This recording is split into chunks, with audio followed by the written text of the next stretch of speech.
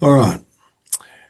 Big news today, Brennan Bradford, Liam Paro, a massive opportunity coming up for him, mate. This is big news for Australian boxing and a great opportunity for Liam Paro to make history and join one of the Australia's greatest in Jeff Fennick, mate. Your thoughts on this Mm. one? Yeah, mate, huge. And also huge for Aussie boxing. Another legitimate world title fight back in Australia, back in Queensland and Brisbane, Pat Rafter Arena, place we've been to a couple of times now, I think, or once in the last year or two. I really like going there. The tennis sort of arenas. You're right in close on top of the action. Yeah, it'll be great. June 24th up there in Brisbane. Liam Paro, Lewis Crocker for the IBF welterweight world title, and Liam Paro with the chance to join only Jeff Fennick as an Australian-born male two-weight world champion. Absolutely huge. So we've got June 24th, about 6 weeks now. We're expecting a official press conference announcement in the next week or so, or what's your understanding of that? And what's your understanding of, I guess, you mentioned there the significance of the fight, but yeah, what's your read? What happens from here? Yeah, it's an interesting one because this has already gone through countless twists and turns and debacles going back to honestly, it was back to last September when Parro fought David Papo at the same venue, and it was even back then. It was is it an eliminator fight? Is it not? Does it go number one? Whatever. Then it was Crocker and Donovan fighting.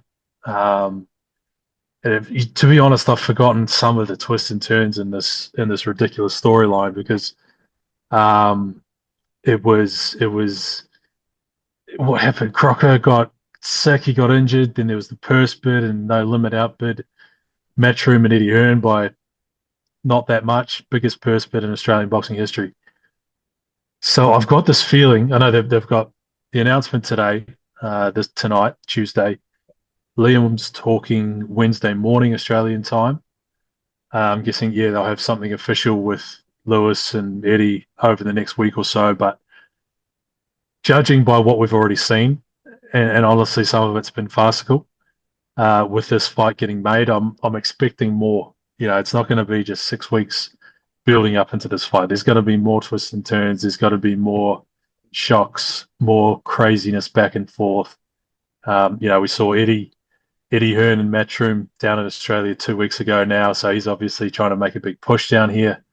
No Limit obviously want to mark their territory. They're number one promoters in Australia, so I think it's going to be a lot of fun to watch. It might be stressful at times for those involved, but I just have this feeling that it's going to be anything but straightforward for the next month or 6 weeks.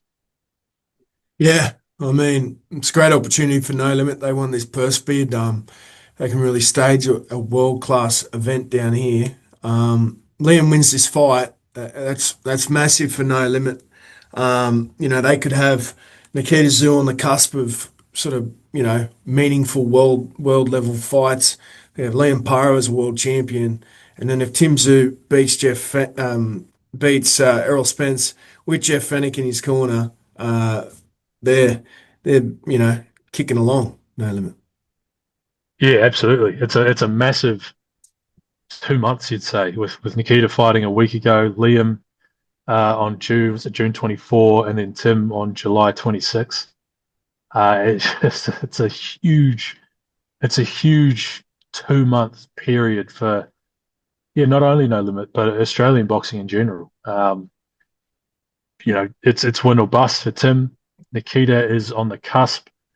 It's an interesting one with Nikita because obviously he's at that level now where his rankings going up and he's beating guys that are ranked that legitimately world title shots or big fights against guys like Keith Thurman are legitimately not out of the question. But even he himself says he's only had 12 fights. He's still learning the game. He still needs to make improvements. So it's very interesting to see what happens with Nikita in terms of pushing him along, but getting him the experience that he needs. Um, and I think they probably would have learned a few lessons with some of the other guys, not just Tim Tszyu, but some of the other guys they've had as well over just how to pull back a little bit. And to be honest, it sounds like Nikita and Glenn Jennings are two of the loudest voices saying, fellas, let's not get too ahead of ourselves. But yeah, long story short, massive 2 months for Aussie boxing coming up. All right, so how does Liam Paro shape up against Lewis Crocker? I have to admit, I haven't watched too much of Lewis Crocker. I haven't watched too many of his fights. Well, I mean, he's a world champion, he's a world-class elite fighter. What have you seen of him, and how does Liam sort of shape up? Yeah, look, I'll be honest as well. I've only seen the two Paddy Donovan fights. Um, and again, I'll be honest, watching both those, I think Liam can beat him. I think Liam can stop him. Um, the first Crocker Donovan fight was wild. Crocker was cut. He was down. I don't know. I can't remember what the scores were, but I'm sure he was losing that fight. And then it was a disqualification. He got the win, comes back, wins a split decision in the rematch. But mate, I think Liam Paro's pressure and just his class and IQ will be too much for him. I think he'll stop Lewis Crocker in front of his home crowd. And it's an interesting one for Liam because he's arguably scored like one of the biggest upsets, one of the most monumental wins in Australian world title history when he beat Subriel Matias in Puerto Rico. Massive boil over upset. But didn't really sort of kick on to become like a household name like he should be when having a world title. Then he loses it to Richardson Hitchens. So hopefully this is the one where maybe it's fighting back in Brisbane in front of his home fans with a home promoter and no limit rather than fighting away on a matchroom card. He's being promoted by the Aussies and stuff. So hopefully this is the one where he properly kicks on, gets a win, and becomes, legitimately outside of boxing circles, one of your sort of household sporting stars in Australia because he's a fighter. I think he's off drinking now, but when he was on his rise, when he was running through Montana, loving all those guys, he loved the beer, loves his fishing, loves country music, loves rugby league. He's like Aussie sports fans should get around him, and they will once they know him. Once he becomes a world champion, a two-time world champion. Yeah. All right, let's quickly run through some other topics, mate. Nikita Tszyu last week, interesting fight, dominant victory. I thought it's the best I've seen Nikita look in his career. Controversial ending of sorts there. What did you make of the night, performance, fight, and what's next for Nikita? Yeah, spot on. Best I've seen Nikita look. Feels like he's been talking for like a year about wanting to show these improvements that he's made in the gym and in sparring, but not getting the rounds in. So it's good to see him go the rounds, get some work in. Oscar Diaz is tough, man. Like I think we said in the preview that Oscar Diaz would move well, nice footwork. He's a pretty slick boxer. I always felt he would be a little bit small physically. He's tougher than I thought he'd be. There's some of the shots he took, unreal. And I suppose next for Nikita is just whether it's a ranked guy or what, just someone, maybe someone taller, maybe a southpaw, maybe someone a bit bigger, just to put him in with a few different looks. That's what I'm wanting to see. But defensively, the best I've seen him. Was a little bit more patient. Yeah, okay, yeah. Well, I suppose we've got to talk about the ending. Pretty, you'd say controversial, but look, I just think Nikita was going to stop him in another round or two anyway. It's just one of those split-second decisions, or not even decisions, just a split-second thing. I don't think anyone was really at fault for what happened with Nikita hitting him on the ground. Like he said, he didn't see his knees were down. Diaz kind of went down, was against the ropes, came back up, and then went down again. So it was all a bit awkward. Honestly, the only thing that stuck in my brain with that was he went down, he was given the count, and the count got to 9, and then kind of just stopped. And I don't know whether it was just sort of like, he's up and look, wipe your gloves off, check your mouth guard, and keep going, or it was, if I count this guy out, there's going to be severe controversy because he hit him while he was down, and it could be a DQ. I don't know. I don't know what happened, but look, unfortunate split-second incident, but I think Nikita won every round, knocked him down. It would have stopped him within another 5 minutes of the fight anyway.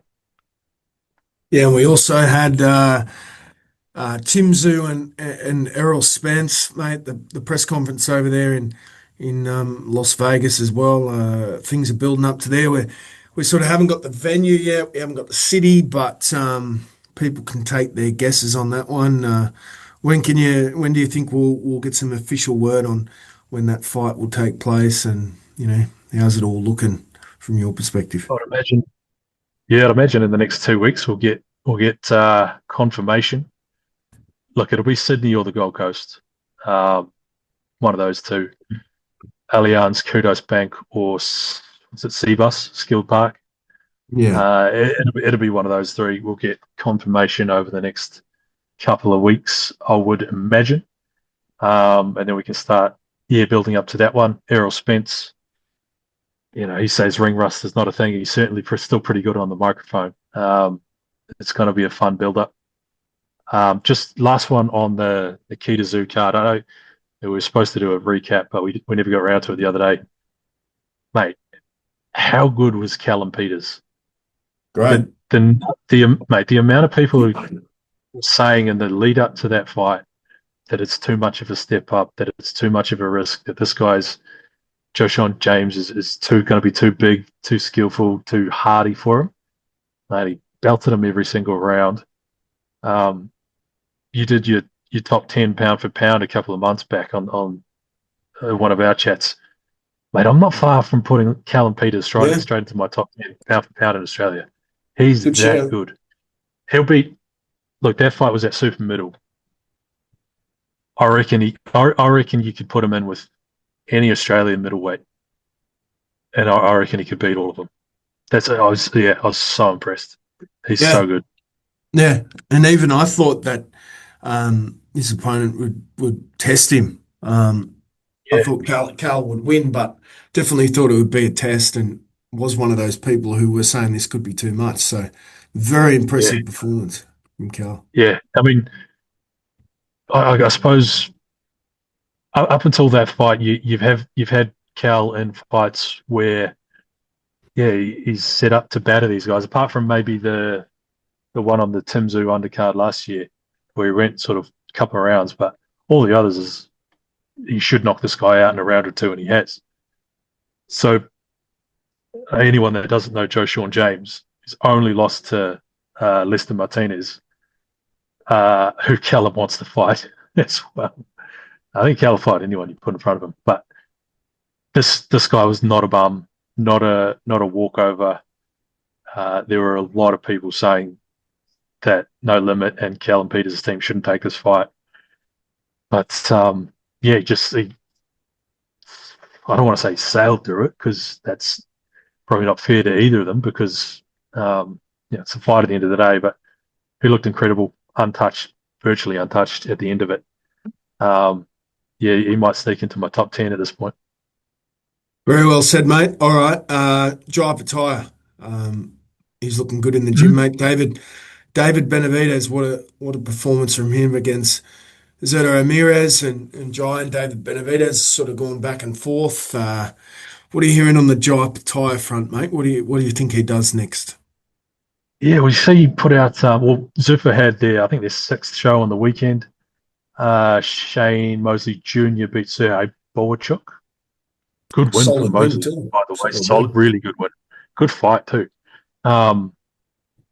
So I think Dana White was asked sort of, maybe not specifically about Opetaia, but just about Zuffa and stuff. And there's talk of Devin Haney, there's talk of Shakur Stevenson going to Zuffa. So he basically said any fight is possible. And Jai shared that, I think, on Instagram today or yesterday. Say, look, anything is possible. Look, Benavidez versus Opetaia, that's the fight to make it cruiserweight. Whoever puts it on. I was super impressed by Benavidez. You and I both sort of thought maybe Zerto was a smoky chance, a sneaky chance of scoring something. And look, he wasn't even. He didn't even fight badly, Zerto.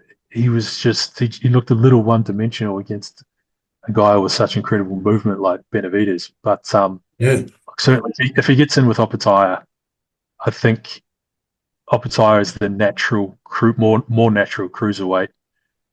I don't think Benavidez could have his way like he did against Zerto. I think Opetaia's footwork, his movement, and his defense a little bit better than Zerto's. A lot better, actually. So I know a lot of people after that performance are swinging back to Benavidez, but look, at some point size becomes an issue, and the more natural big, the more, what is it? The natural bigger guy beats the smaller guy usually, and I think that's what will play out if they ever fight. It's a fight I desperately hope does happen. It's a mega fight. Great fight. All right, mate. Recapping Liam Paro, Lewis Crocker. It's official, June 24th, up in Brizzy. Final words, mate, and then we'll jump off. I cannot wait for this one. It's been a busy month just gone. Fights in Brisbane, Melbourne, Newcastle. Our mate Stevie Payos was back up in Sydney on the weekend for a couple of good scraps out Western Sydney, Southwest Sydney. Great. I think we've got a couple of weeks off just to catch our breath before we build up into world title fight with Liam Paro and a blockbuster with Tim Tszyu and Errol Spence. Final shout out to Steve Payos' lilac or lavender suit that he wore for Nikita Tszyu fight night. I think Mike Altamura said it was that'll go down in history as one of Stevie's best. So shout out to Steve Payos and his tailor for that one. Roger Bartholomew, one of the greats in Queensland. Hook the boys up, Roger. If you need a suit, go to Roger. All right, mate. Always appreciate your time. Speak again soon, mate.